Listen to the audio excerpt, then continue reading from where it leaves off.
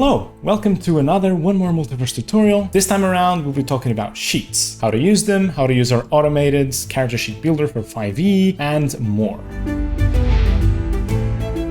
Let's actually begin with how you can access our 5e character creator, which comes with a built-in character sheet creator as well, which means as you're creating your character, your sheet will be built at the same time. When you first make your 5e game, you'll see a prompt on your bottom left corner that will have a button for you to click to start the character creation process. If by any chance that prompt isn't there, or you want to make another character and another sheet and that prompt is gone, you just need to go to the Sheets pod that we touched on briefly in the gameplay tools tutorial. And once you're there, for a 5e verse, you'll be able to create a new character. You'll see three options here: creating a character plus a full sheet. This is the automated process I was talking about. Create a character plus an empty sheet, or create an unassigned sheet without a character. This is good for GMs if you want to have an actual player sheet for someone to claim later, or if you want to give a character sheet to an NPC, for example. Let's use the first example for me to show you how this works. So we'll build a character and a full sheet simultaneously, and then I'll show you what the other options result in. Cool. Once you click it, you're immediately greeted with the kind selection screen. You can choose between the base 5e kinds here, your elves, your dwarves, your gnomes, etc. Once you choose your kind, you'll see that you have all the features of the kind here listed. You just hit confirm and you're prompted to choose your class. Again, you'll have all the base classes here, your barbarians, your bards, etc. Here is where you choose the level at which you're creating your character. I'm gonna just choose 5 because that's when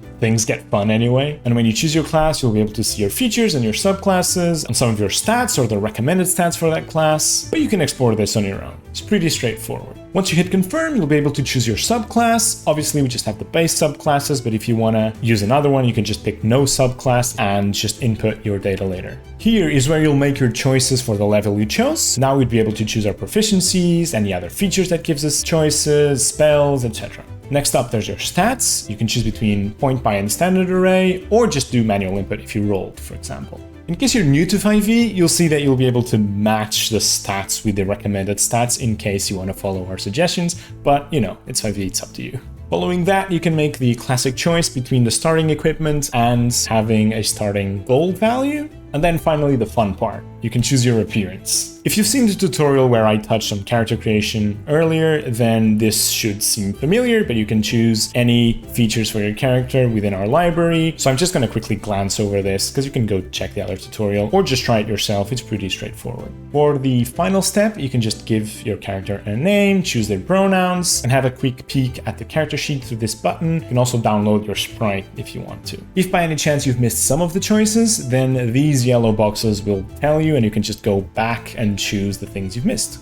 And voila, once you finish the character creation process, your sheet will be ready. You can then click it, open it, and see the stats you chose, and everything should be ready for you to use. If you want to add any extra features or set up your actions for your spell attacks or your normal attacks, I'll invite you to go through the tabs of the sheets. For example, in actions, you can set up new actions. In spells, if you're a spellcaster, you can prepare your spells and change the spells you know. In features and traits, you can see all the traits you have and you chose, and you can add more if by any chance you chose a different subclass, homebrew, whatever. And finally, in inventory, all the items you chose during creation will be here, and you can add your own as well. Finally, in the last tab, the biography tab, you can write your character's background if you'd like. And if you're a note taker, which I'm not, you can write the notes here. We appreciate note takers. Thank you. One last note, for actions and features and traits, you can create new ones here from the sheet. For spells and inventory, to create items and new spells, you actually need to go into the Manage Assets menu that we will touch upon a bit more in depth in the last tutorial in this series, the Advanced Tools. So stay tuned for that. Now, I mentioned there were two other ways of creating sheets, one of them being the exact same process but without creating a character. So it's just making the class and the stat choices that you can then claim as a character. For example, if I control a character without a sheet, then I will be able to just right-click any sheet that doesn't have an owner yet and set as my active sheet. Again, this is all done in the Sheets Management pod.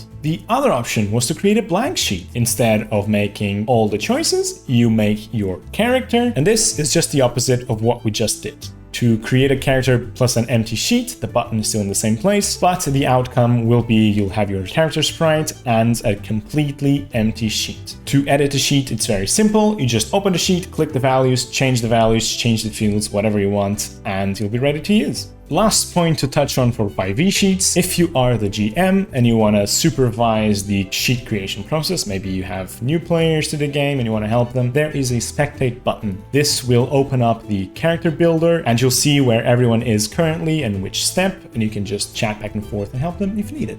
Okay, this is for 5e verses, but obviously in One More Multiverse you have the any system option for your game. And how does that work? In this case, the sheet spot is slightly different. It won't show any 5e specific features. It will just allow you to create sheets through this green plus button here, and the options here will vary. If you have a completely empty verse, you'll just have the name tag sheet, which is our default example sheet. You can play around with it to see how it works, and if you've installed any bundle that contains sheets, then they'll show up here as well for you to use. If you haven't seen the first tutorial in this series where we touched on bundles, then I recommend you go watch it now, or just explore the marketplace as you see fit. If you're looking to play a specific system and you need sheets for that system and want to use them on then you can come to the marketplace and try your luck and search for them. For example, if I just search for sheets, you'll see some options will pop up. Most of these are made by members of our community that went to the trouble of making these and putting them in the marketplace for other people to use. And once you install them, then they'll show up in the sheets creation menu that I showed earlier. After this, it's very similar to what we just discussed for 5e. You'll be able to open the sheet, click the fields, edit them, make them your own, and then you'll be ready to play the game.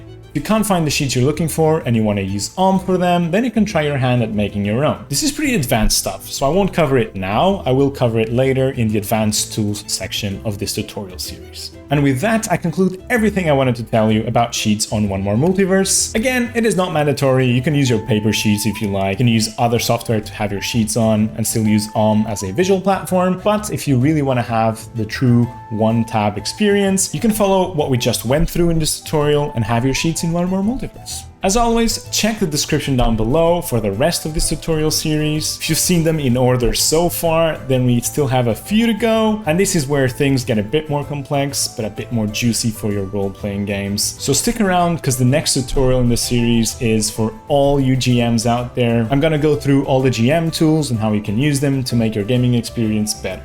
Until then, have fun playing, and see you next time!